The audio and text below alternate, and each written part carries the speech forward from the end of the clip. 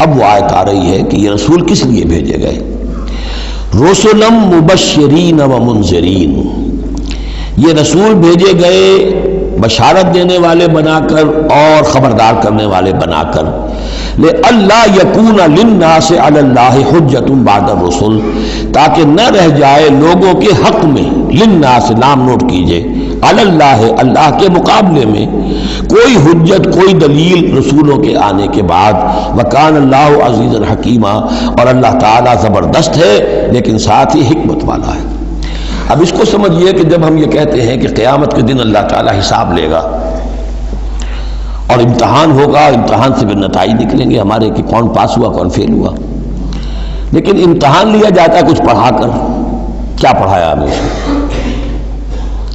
جانچا جاتا ہے کسی کو کچھ دے کر، کسی بچے کو آپ دیجئے 10 روپے، پھر آپ دیکھیے اس کا میلان طبع کیا ہے، ٹافی کی دکان کی طرف بھاگتا ہے یا کوئی کسی کتابوں کی دکان کی طرف بھاگتا ہے، پتہ چل جائے گا اس کا کیا، اس کا رجحان کیا ہے۔ کچھ دے کر آزماتے ہیں نا، کچھ پڑھا کر امتحان لیتے ہیں، تو ہمیں کیا پڑھایا ہے، کیا دیا ہے؟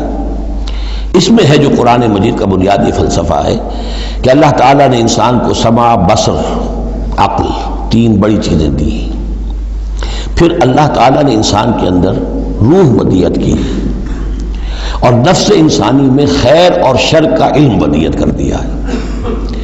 اب آئندہ کوئی وحی نہ آئے تب بھی ہر انسان جو ہے ان باتوں کی بنا پر اکاؤنٹیبل ہے۔ ہم نے تمہارے اندر تمیز رکھ دی تھی، یہ نیکی ہے یہ بدی ہے، تم بدی کی طرف کیوں گئے؟ تو گویا کہ کوئی نبی نہ آتا، کوئی کتاب نہ آتی، کوئی رسول نہ آتا، تب بھی اللہ تعالیٰ کی طرف سے محاسبہ ناحق نہیں تھا، اس لیے کہ وہ بنیادی چیزیں اللہ تعالیٰ دے چکا ہے۔ البتہ اتمام حجت کرتا ہے اللہ۔ اب یہ نوٹ کیجئے، حجت کیا ہے؟ حجت تو عقل ہے جو اللہ کو ہم نے دے رکھی ہے۔ ان السمع والبصر والفؤاد کل اولئک کان عنہ مسئولا، اس کی بنیاد پر مسئولیت ہے۔ اور یہ کہ نفس ونفس وما سواها فالہمها فجورها وتقواها، اس کے اندر نیکی اور بدی کی تمیز ودیت کر دی ہے، پھر تمہیں روح پھونکی ہے۔ ان سب چیزوں کی بنا پر تم اکاؤنٹیبل ہو، کوئی نبی آتا یا نہ آتا، یہ حجت اللہ کی تم پر قائم ہے۔ لیکن پھر بھی اللہ اتمام حجت کرنے کے لیے یہ اضافی شے ہے کہ اللہ نے تم ہی میں سے کچھ لوگوں کو چنا جو بڑے ہی اعلیٰ کردار کے لوگ تھے، تم جانتے تھے کہ یہ ہمارے ہاں کے بہترین لوگ ہیں، ان کے دامن کردار پر کوئی داغ دھبا نہیں ہے، ان کی سیرت و اخلاق تمہارے سامنے تھی کھلی کتاب کے مانند، ان کے پاس ہم نے اپنی وحی بھیجی، اور پھر تمہیں یہ کرو یہ نہ کرو یہ بھی بتا دیا۔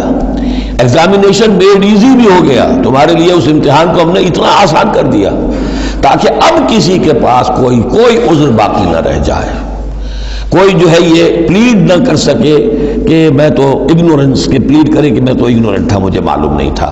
جب رسول آ گئے تو اب کوئی عذر باقی نہیں رہا۔ رسول سے پہلے پھر بھی کوئی شخص کہہ سکتا ہے پروردگار میں ایسے ماحول میں پیدا ہو گیا تھا، وہاں سب کے سب اسی رنگ میں رنگے ہوئے تھے، پروردگار میں اپنے 2 وقت کی روٹی کے دھندے میں ایسا لگا رہا کہ مجھے کبھی ہوش ہی نہیں آئی کہ میں سوچتا۔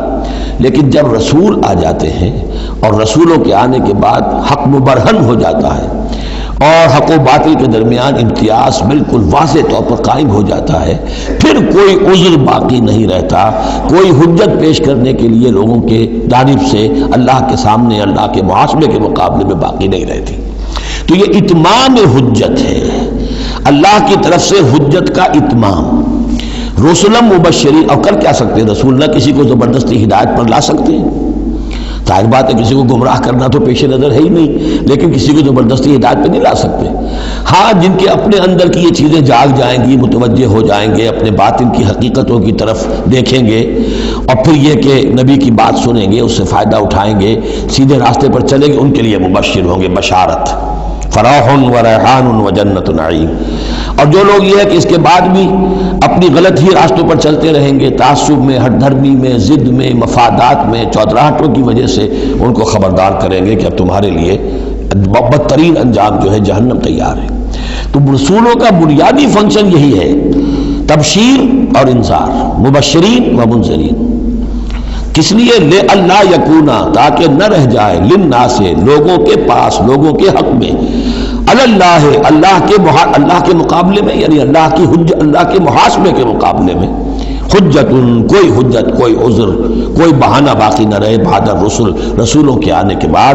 وکان اللہ عزیز حکیمہ، اللہ عزیز ہے، بغیر رسولوں کے بھی محاسبہ کرے، اختیار اس کا مطلق ہے، حکیم ہے، اس نے یہ نظام بنایا ہے اپنے محاسبہ اخروی کے لیے۔ اب اس میں البتہ ایک بات اور نوٹ کر دیجئے، یہ بڑی تفصیل سے میں نے یہ چیزیں لکھی ہوئی ہیں اپنی ایک کتاب میں، نبی اکرم صلی اللہ علیہ وسلم کا مقصد بعثت، کہ ایک بنیادی مقصد رسالت کا وہ تو یہ ہے، اور ایک تکمیلی مقصد ہے رسالت کا جو محمد الرسول اللہ پر جا کر کامل ہوا ہے صلی اللہ علیہ وسلم، وہ ہے لِيُظْهِرَهُ عَلَى الدِّينِ كُلِّهِ۔ انہوں نے بھی کام شروع کیا یہیں سے، یا ایھا النبی انا ارسلناک شاہدا ومبشرا ونذیرا وداعیا الی اللہ باذنہ وسراجا منیرا۔ بنیادی حیثیت تو وہی آپ کی بھی وہی ہے، لیکن اس کے اوپر تکمیلی حیثیت کیا ہے؟ هو الذی ارسل رسولہ بالہدی ودین الحق لیظہرہ علی الدین کلہ۔ یہ آپ کی امتیازی شان ہے۔